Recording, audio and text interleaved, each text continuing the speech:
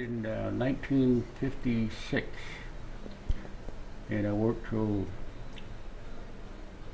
I believe it was 1960. I served under 3 sheriffs, and I can't get the years, but I've served under Jack Howard, Charlie Stewart, and Phil Olander. Under Phil Olander, I resigned to go into the construction business. So Bayman here in Sierra Vista, Bud Mosen, Jimmy Sugar, and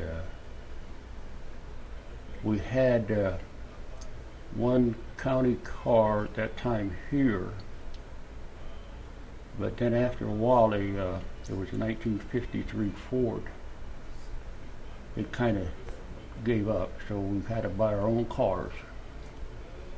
And Bud Mosen had to buy one, and Jimmy Sugar, myself. So we all had our personal car. The county installed a radio. We had to put on the red lights and etc. Of course, we got a big $100 for the use of our car per month. Gas sold at that time was about 25 cents a gallon, but that didn't go very far. And my salary was $500 a month. I opened Fort Huachuca as an MP, and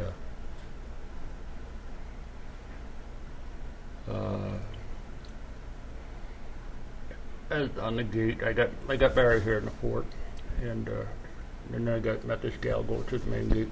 Took her driver's license and found out where she lived, and that was 61 years ago. So, and she was the one that used to ride with me to Bisbee. Yeah. It was exciting, but I loved it because I was a military policeman, and I knew a little bit about the law, but not civilian law. That came.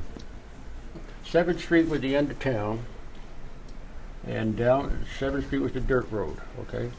About 2/3 of the way down, Apache Airlines flew out of there. They had an airstrip out there. It was a 2-seater, and they would fly people to Tucson or Phoenix.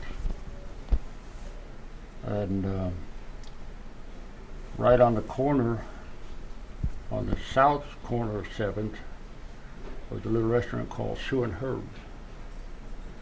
So we used to eat in there quite a bit. Of course, as I said, I was assistant fire chief too, and a deputy. And we had the Meal a Minute burned down. We fought that fire. The Rancho Shopping Center. We fought that fire, and after we got it out, we sat there and drank beer till 7 o'clock in the morning. Today, the modern technology has improved, and the deputies got something to work with compared to what we had. In them days, we had to serve people summons, writ of attachments, writ of garnishments, whatever. All the paperwork came out of Bisbee, and we had to do the research, find the people, and if it's an attachment, like Mr. Schulger was a great one for not paying his bills. So people would go down there and get a writ of attachment. So I'd have to go confiscate his grenade loader, take it to the sheriff's office, and then a couple of days he'd come by and pay for it. And that's Charlie Stewart when he came out with the uniforms. And let's see, that's Bill Stone, and that's me right there, Teddy Arnold. And then basically we had 1, 2, 3, 4. That's the whole county right there. That's 1, 2, 3, 4, 5, 6, 7, 8, 9. 25 deputies for the whole county at that time. Ray Coffey, of course, was in Benson. Uh, Chucky's is in Don Louis. Jimmy Wilson was in Naco. Vice Shields was our matron. Yeah, I don't know. There's quite a few other deputies, but I didn't. And of course, these patches here I got from Sheriff Pentek.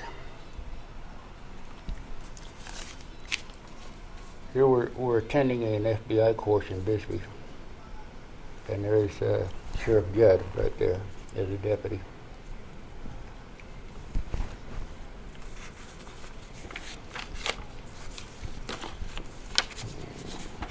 All these are certificates when I went to the FBI schools in Douglas and Bisbee. This is in 57, 58, and 59. So basically that's all the training we had.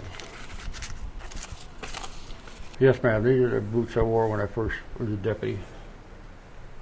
Never wore them since. And the holster,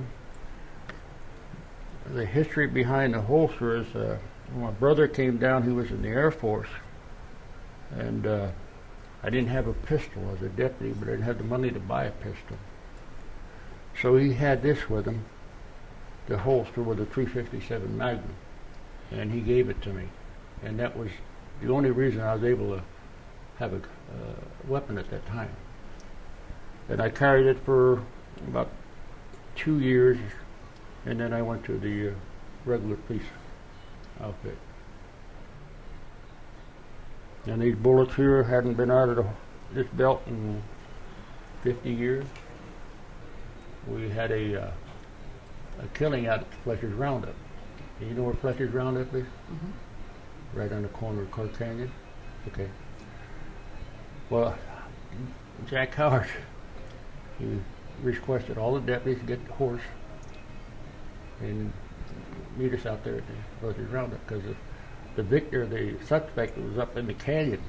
And so I lived on Whitten Street, and I borrowed Slim Bale, his trailer, horse trailer, and then I went down here to Joe Bronstein and borrowed a horse. I loaded, Big Red was his name. I loaded him, took him out there in one of the ranches just before Clark Canyon. Meantime, everybody else is meeting up at their Fletcher's Roundup. And I opened the door, the horse took off.